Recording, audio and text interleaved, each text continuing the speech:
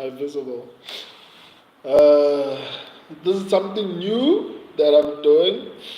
I started it basically last month for UFC 300, and I enjoyed it, and it seems like a lot of people enjoyed it. So I thought, why not do it again and make it a tradition for the channel? Um,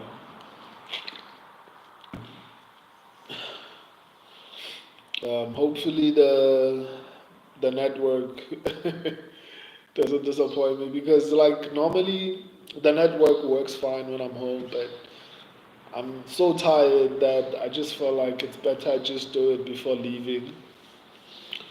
Um, so yeah, let's start. Let's start. I've already done my predictions, but I promised everyone that I would actually recap my official predictions for UFC 301 when I'm doing this, right? So this is going to be something different. But yeah, let's start. Alessandro Costa versus Kevin Borges.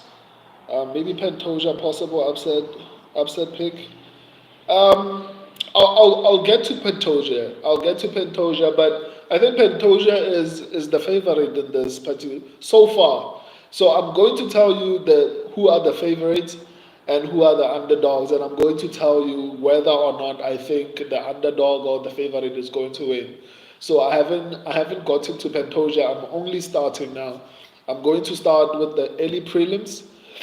Um, Bro, can Orobai be upset? Yeah, I think it's possible. Orobai can be upset. I'll get to him. Let me start with the early prelims, and I'll go to the prelims, and then I'll go to the main card.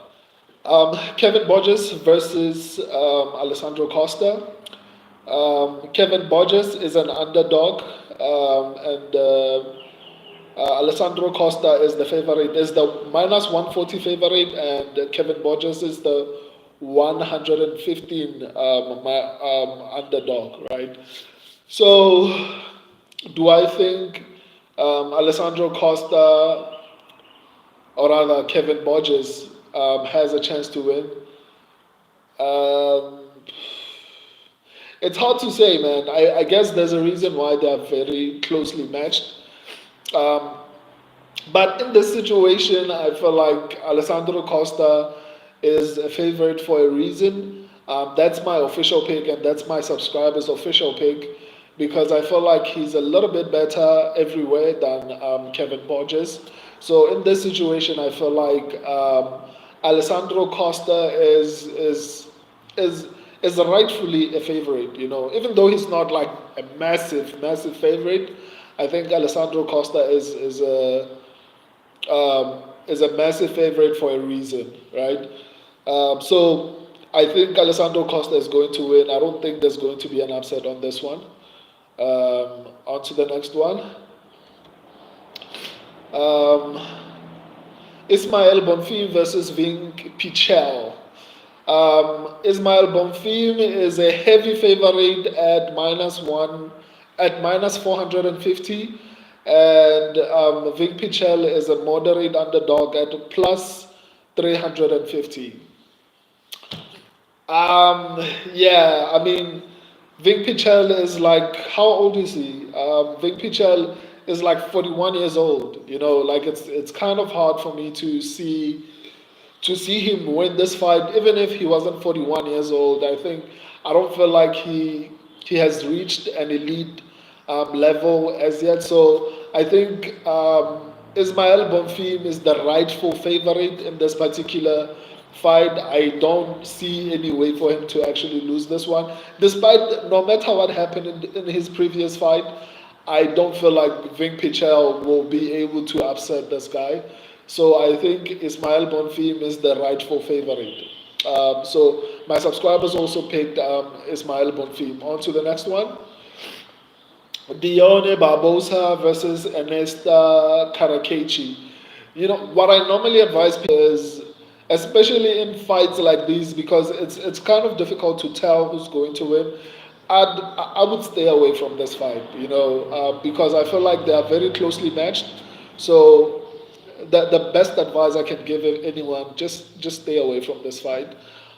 Because I feel like even though my official pick and my subscribers' official pick is Dione Barbosa, and Dione Barbosa is a minus 220 moderate favorite, and what do you call her? Ernesta Karakachi is a plus 180 slight underdog, right? So even though Dione Barbosa, I still feel like she's going to win this fight. It's women's MMA, and in women's MMA, if the fight is a little bit close, the chances of you losing money is extremely high. And in this situation, the person that I feel like is going to win is going to be Dione Barbosa. So because of that, I mean, I don't feel like it's worth it, especially because of the risk.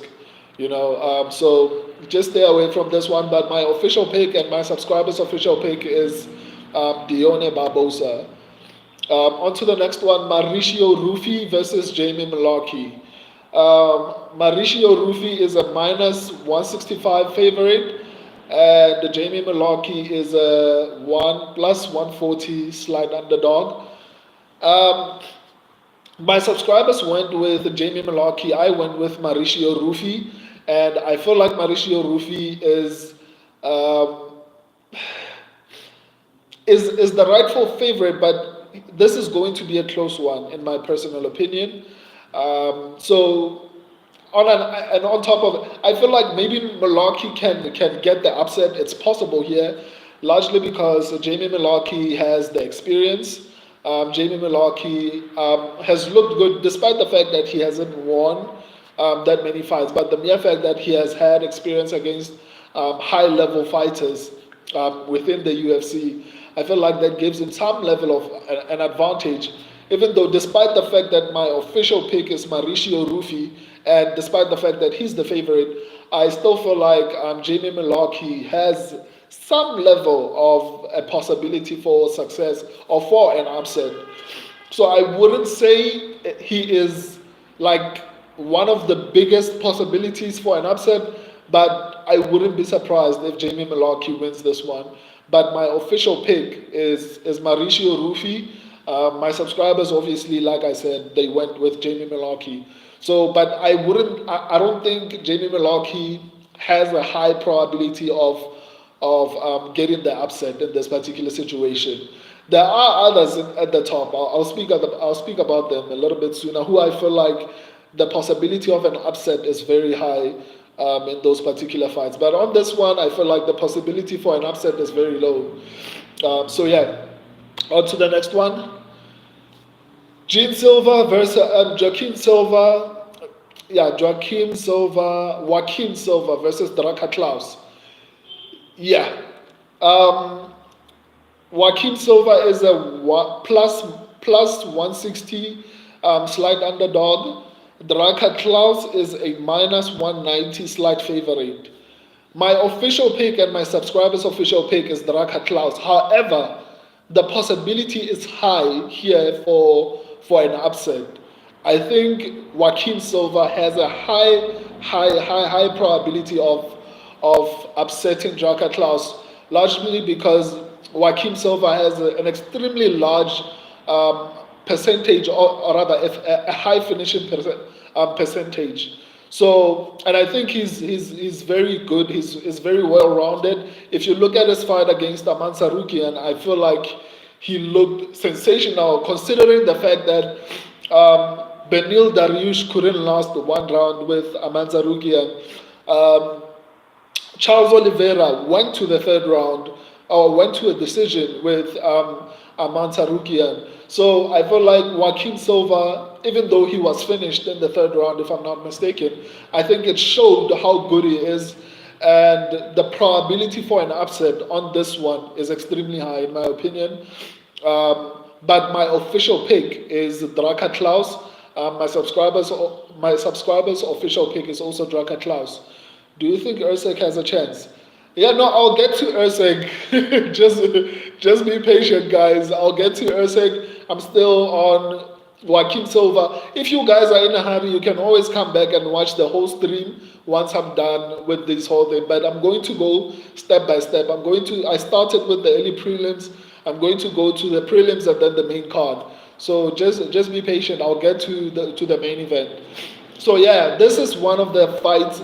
Joaquim Silva versus Draka Klaus is one of the fights that I feel like the upset is highly possible. Joaquim Silva is the underdog here, and I think he has a high probability of actually getting the win. On to the next one. Um Gene Silva versus William Gomez. Gene Silva is a minus 140 slight favorite, and William Gomez is a plus 115, near even, basically. So this is another one, right? I feel like they are evenly matched, and in my personal opinion, I feel like this fight could go either way. It's a coin flip. So, in all honesty, I don't know who's going to win here. My official pick is going to be Gene Silva. My subscribers also went with Gene Silva. Gene Silva is the favorite. However, I still feel like William Gomez versus Gene Silva, like they are basically evenly matched in my opinion. So yeah, William Gomez could get the win here. And the possibility is high, largely because I feel like they're evenly matched. Even though one is good somewhere and the other, obviously William Gomez is a little bit better on the feet, and Gene Silva is a little bit better on the ground. I feel like William Gomez has a little bit more experience. So I feel like the fight could go either way. So if you want to take William Gomez as an underdog, I think the possibility for him getting the upset is largely possible. Because, like I said, I view this fight as like 50-50 in my opinion. I feel like this fight is 50-50. I can't really say there's one that I'm going to pick Gene Silva because I personally feel like he has the tools to get it done. But as far as who has the clear advantage, I don't feel like either of them has the clear advantage. That's why I'm like it's 50-50. So if you want to take Gomez as an underdog, I feel like he has a shot at winning. Um, on to the next one. Elvis Brenner versus Bag or Robai. Whew. Elvis Brenner is a plus 210 moderate underdog. Bag or Robai is a minus 260 moderate favorite. Here's another challenging one, right? And I spoke about this when I did my predictions. Orobai was getting beat up on the feet by Uros Medic. If you go back and watch that fight, Orobai was losing that fight on the feet until he had to grapple. And Uros Medic made the argument that, well, I wasn't training grappling. I didn't feel like I was going to have to grapple a lot in my fight. And he came in on short notice and used his grappling to dominate me, which is a sad excuse, but it's an excuse nonetheless. I mean, Orobai took that fight on 3 days' notice, I think. So even though people like to say, well, the person who's coming in on short notice is at a disadvantage, I feel like both of them are at a disadvantage, largely because if you're fighting someone who is a stylistic horror nightmare for you, then the probability of you losing is extremely high. But nonetheless, I feel like Bag or Obai is gonna win. I feel like he's justified in being the favorite in this situation. But my biggest concern, the reason why I feel this way is that a lot of Brazilians do not necessarily like to work on their takedown defense. They just prefer to just try and fight off their backs for whatever reason. And I feel like Elvis Brenner will probably try to fight from his back, and that's not going to go well for him. If somehow this fight stays standing, Arobai came in on short notice, so I'll give him credit. I feel like he's a massive talent. I feel like he's going to be a contender eventually. So I feel like Orobai is justified in being the favorite. I don't necessarily see an upset happening here, but it is possible, but the possibility is not very high on this particular fight. But my official pick and my subscribers' official pick is Orobai. Um, on to the next one. I'm at the office, guys. Let me see, someone is coming in.